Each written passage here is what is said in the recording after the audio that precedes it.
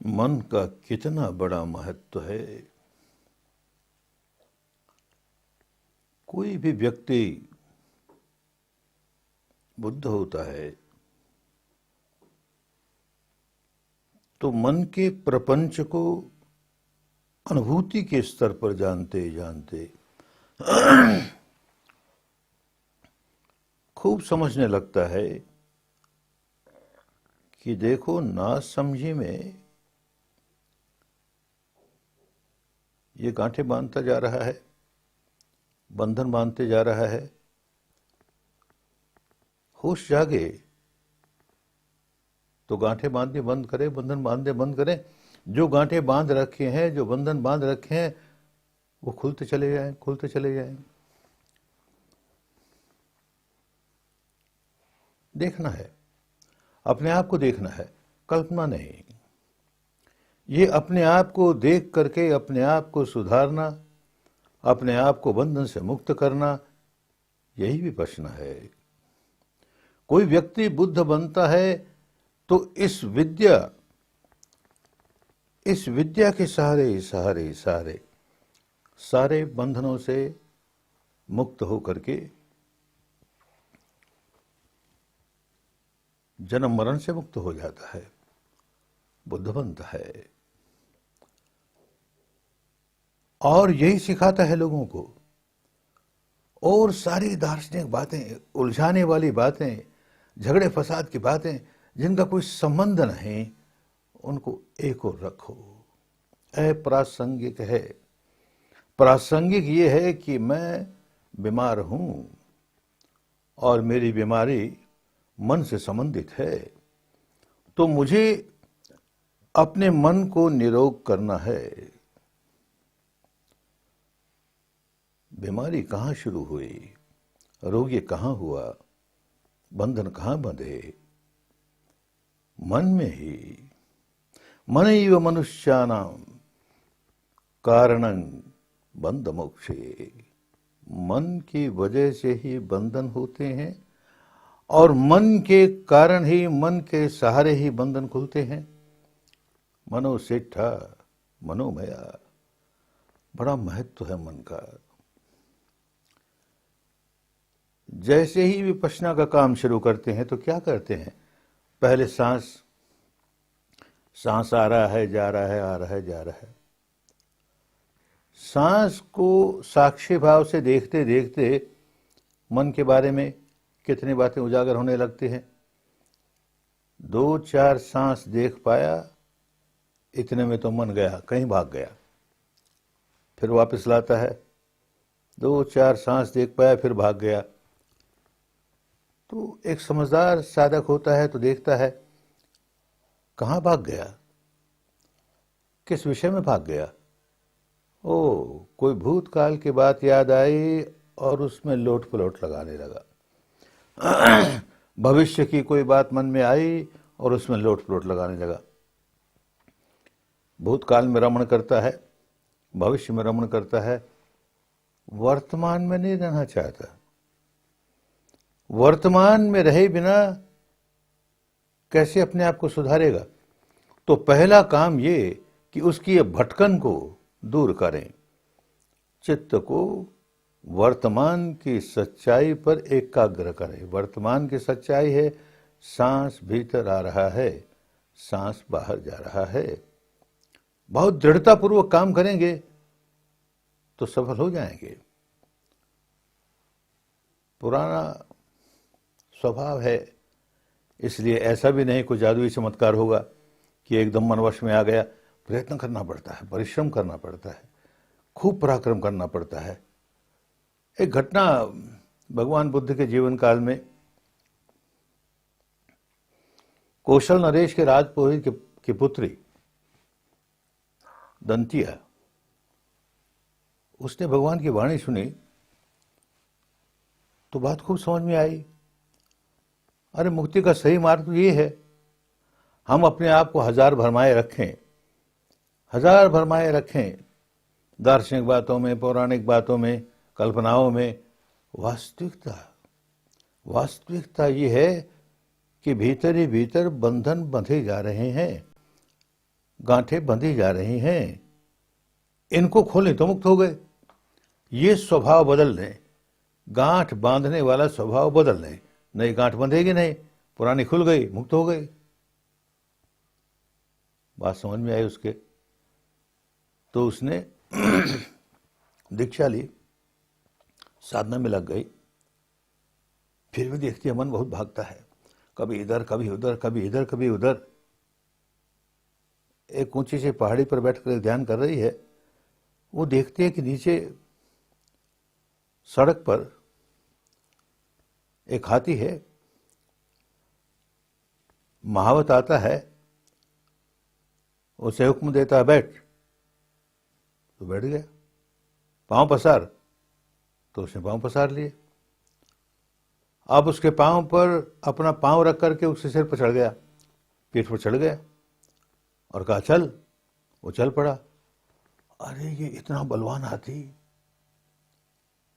किस कदर महावत का गुलाम हो गया। वो कहता बैठ तो बैठ, खड़ा हो तो खड़ा हो, चल तो चल। इतने बलवान हाथी को अगर वश में किया जा सकता है तो मैं अपने मन को क्यों नहीं वश में कर सकूं? बस एक चेतना जागी, मन में विचार आया कि अगर बलवान हाथी वश में किया जा सकता है तो मेरे मन को वश में अवश्य किया जाएगा, और मैं इस प्रयत्न में लगूंगी और सफल हो गई। ऐसे ही अनेक घटनाएं घटी। विशेष करके जो हाथी को वश में करने की बात है, बहुत कठिन काम है, आसान नहीं है। एक जंगली हाथी, उसे पालतू बना लेना बहुत कठिन काम है और बड़ा खतरनाक काम है। बहुत समझदार आदमी काम करता है। तो इसी तरह से मन को वश में कर लेना बहुत कठिन काम है। मन को हम चाहे जैसे हुक्म दें उसी तरह से वो काम करे, कठिन काम है। जंगली जैसा है, कैसा कैसा उपद्रव करता है। तो ये प्रेरणा जब जागे कि एक हाथी भी, जंगली हाथी भी वश में किया जा सकता है, तो मैं अपने मन को क्यों नहीं वश में कर सकता? बस एक प्रेरणा के लिए काम तो फिर भी करना पड़े, बहुत काम करना पड़ता है, बहुत परिश्रम करना पड़ता है, समझदारी के साथ, अतियों में ना जाए। मन भटका तो व्याकुल नहीं हो जाए, स्वीकार करे भटक गया, भूतकाल में गया, भविष्य में गया। भूतकाल की कोई बात अच्छी बात याद आई तो अंदर ही अंदर राग जगाने लगा। कोई अप्रिय बात याद आई तो द्वेष जगाने लगा। भविष्य में गया, कोई अच्छी बात का चिंतन हुआ तो राग जगाने लगा, बुरी बात का चिंतन हुआ द्वेष जगाने लगा। बस जान रहा है वश में करने का एक अच्छा तरीका है कि जो है जैसा है उसे स्वीकार करो। उसके साथ जोर जबरदस्ती करने से और अधिक प्रतिक्रिया करेगा। ऐसा है, मन भटक गया है, भूतकाल की ओर चला गया है, भविष्य की ओर चला गया है, चिंतन है, उससे राग जागा है, द्वेष जागा है।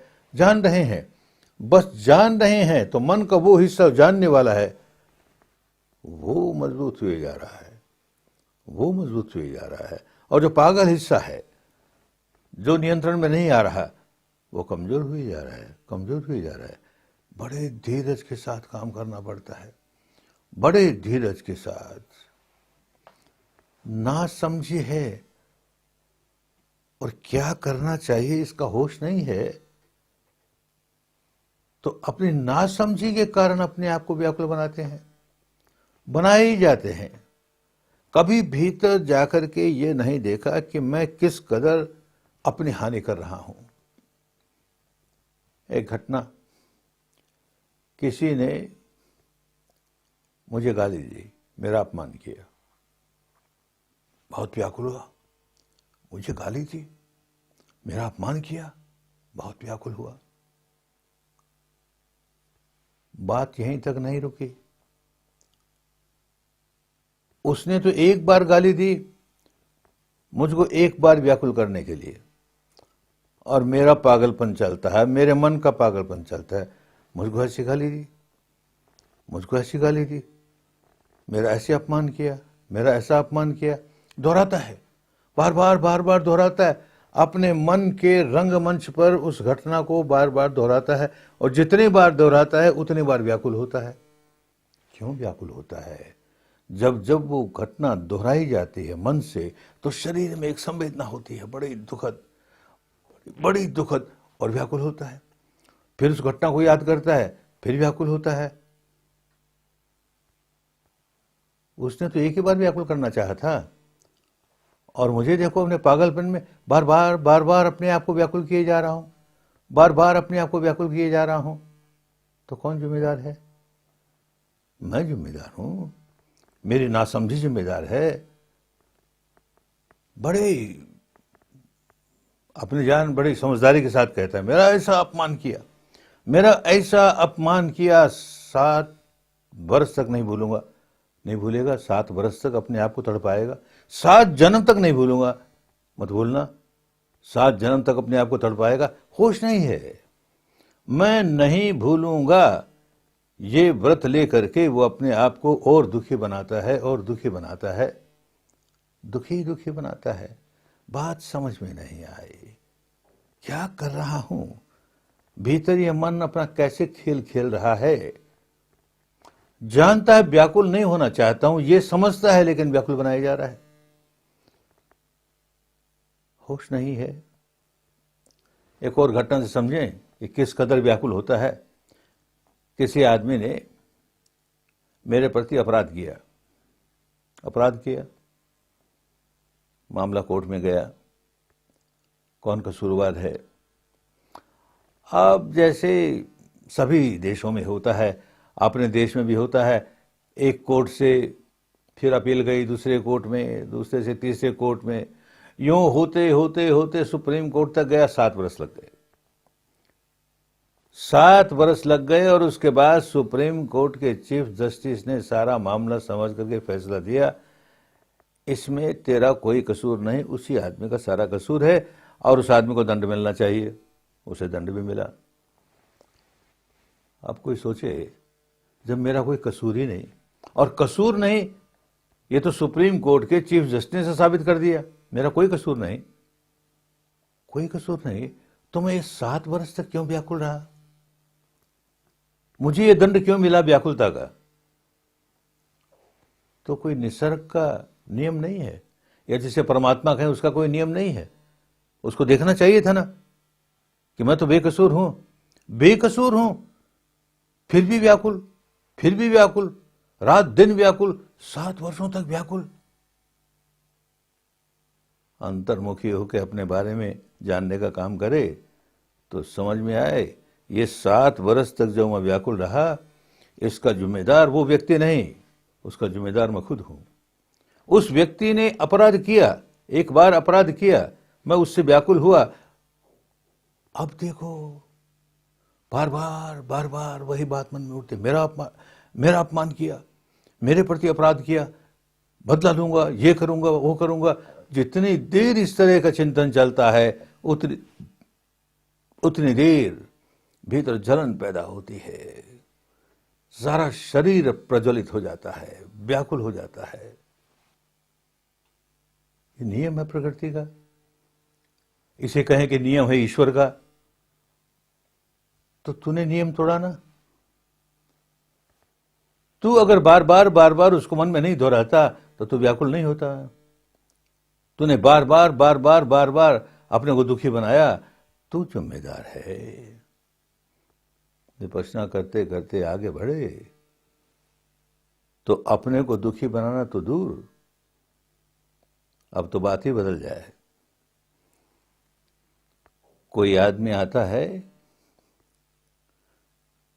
क्रोधित होकर के मेरा अपमान करता है, अगर सचमुच साधना में आगे बढ़ गया तो गुस्सा नहीं करेगा, करुणा जागेगी। अरे बड़ा व्याकुल है रे, क्रोध कर रहा है ना, क्रोध के मारे अपशब्द बोल रहा है, तो क्रोध करते ही तो व्याकुल होता है, बड़ा व्याकुल है रे, ये बड़ा व्याकुल है रे, ये जल रहा है, जल रहा है। इस पर तो शीतल जल डालना चाहिए, पेट्रोल कैसे डालें? पेट्रोल डालेंगे तो और जलेगा। बदले में मैंने भी उसका अपमान किया, मैंने भी अपशब्द कहे, उसने एक अपशब्द कहा, मैंने दो कहे, मैंने दो कहे, उसने 10 कहे, उसने 10 कहे, मैंने 100 कहे। तू भी जल, मैं भी जलूं, होश आएगा। व्याकुल है, दुखियारा है, जल रहा है, पेट्रोल नहीं डालें, ऊंची अवस्था है। विपश्यना शुरू करते ही ऐसे हो जाए, ऐसा नहीं होता, लेकिन वो अवस्था तक पहुंचना है, लक्ष्य है। मैं न अपने आप को व्याकुल करूंगा, न किसी दूसरे को व्याकुल करूंगा। दूसरा कोई मुझे व्याकुल करता है तो व्याकुल नहीं होता, मैं व्याकुल नहीं होता। अपने आप को बचा लिया, अपने आप को बचा लिया, उसे भी बचा लिया। होश नहीं है तो जैसे ही अपने मन को मैला करेगा, दुनिया की कोई शक्ति रोकने वाली नहीं है, बचाने वाली नहीं है। जैसे ही अपने मन को मैला करेगा, क्रोध जगाएगा, द्वेष जगाएगा, दुर्भावना जगाएगा, व्याकुल हो जाएगा। अब वो अपने आप को हिंदू कहता फिरे, बौद्ध कहता फिरे, जैन कहता फिरे, मुस्लिम कहता फिरे, सिख कहता फिरे, किसी नाम से पुकारे, कुछ फर्क नहीं पड़ता। आदमी आदमी है और मानव का मन है। जैसे ही उसको मैला किया, प्रकृति के बंधे बंधाए नियम है, निसर्ग के बंधे बंधाए नियम है, व्याकुल होगा ही, व्याकुल होगा ही। आग पर हाथ धरा है, जानबूझ के धरा है कि अनजाने में धरा है, आग पर हाथ धरा है, जलेगा ही। अपने आप को 1000 हिंदू कहता रहे तो भी नहीं बचेगा, बौद्ध कहता रहे तो नहीं बचेगा, जैन कहता रहे, मुस्लिम कहता रहे, सिख कहता रहे, नहीं बचेगा। आग पर हाथ रखा है। ये बात उपदेशों से 1000 बार हम समझ लें, उसका थोड़ा सा असर होता है थोड़ी देर के लिए, फिर वैसे के वैसे। अनुभूति से जब जानने लगे तो अब असर होगा कि देख, मैं अपने आप को चाहे जिस संप्रदाय का व्यक्ति कहूं, अपने आप को बहुत धार्मिक कहूं, इस तरह की दार्शनिक मान्यता मानने वाला, उस तरह की दार्शनिक मान्यता मानने वाला, इस तरह का पूजा पाठ करने वाला, उस तरह की पूजा पाठ करने वाला, मन को मैला किया ना, व्याकुल हुआ। मन को मैला किया, कोई बचाने वाला नहीं। मन को मैला न करे, इसका तो अभ्यास स्वयं करना पड़े। मन को मैला किया, कोई बचाने वाला नहीं, व्याकुल होगा ही, दंड मिलेगा ही। ये बात अनुभूति से जब जानता है तब उसके समझ में आती है। आग पर कोई हाथ धर दे, जलता है, एक बार रखा, 2 बार रखा, होश आएगा, अरे आग पर हाथ रखा ना, जलता है। इसी तरह से मन को मैला किया ना, देख जलता हूं, मन को मैला किया ना, जलता हूं, तो सुधार सिद्ध हो जाएगा। अपने आप को देखना शुरू करे तो सुधार होगा, अन्यथा सुधार होने वाला नहीं है। ये सारी विद्या अंतर्मुखी होकर के अपने बारे में इस क्षण क्या सच्चाई जागी, बस उसे अगर जान ले और उसके सहारे सारे सारे अपने को सुधारना शुरू कर दे, तो देखे कि वही मन जो दुर्जन था, मन ही दुर्जन, मन सुजन, मन बैरी मन मीत। जीवन में मंगल जगे, जब मन हो ये पुनीत। मन को पुनीत करे ना, मैला नहीं होने दे। मैला नहीं होने दिया तो देखो मंगल ही मंगल, मंगल ही मंगल। ये किसी की कृपा से नहीं होता। कृपा हमें अपने आप पर करनी होती है। अपने आप पर कृपा करें। मुझे व्याकुल नहीं होना है तो मुझे अपने मन को मैला नहीं करना है, बस। इससे बढ़कर और क्या होगा। हिंदू हो या बौद्ध हो, मुस्लिम हो या जैन, जब जब मन मैला करे तब तब हो बेचैन। व्याकुल होगा ही, बचना है, व्याकुलता से बचना है।